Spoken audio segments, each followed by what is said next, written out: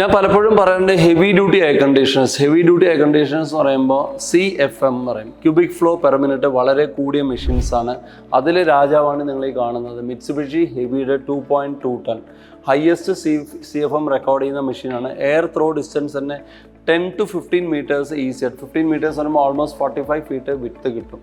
പിന്നെ നമുക്ക് വരുന്ന ഏറ്റവും വലിയ അഡ്വാൻറ്റേജ് ഇതിൻ്റെ യൂണിറ്റിൻ്റെ ലെങ്ത്തും കൂടുതലാണ്. ഓൾമോസ്റ്റ് 4 ഫീറ്റ് വിഡ്ത്ത് ഉണ്ട്.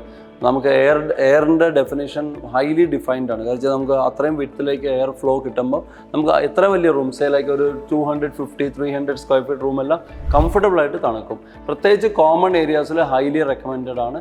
ഹൈബ്രിഡ് കംപ്രസറാണ്. പവർ കൺസംഷൻ കമ്പാരിറ്റീവ്ലി കുറവായിരിക്കും. ഇൻവേർട്ടർ അല്ല, പക്ഷേ it falls in between inverter and fixed model. ഇതിന് ഫിക്സഡ് സ്പീഡ് അല്ല, ഹൈബ്രിഡ് എന്നാണ് പറയുന്നത്. 2.2 ടണ്ണ് വളരെ സക്സസ്ഫുൾ മെഷീനാണ്.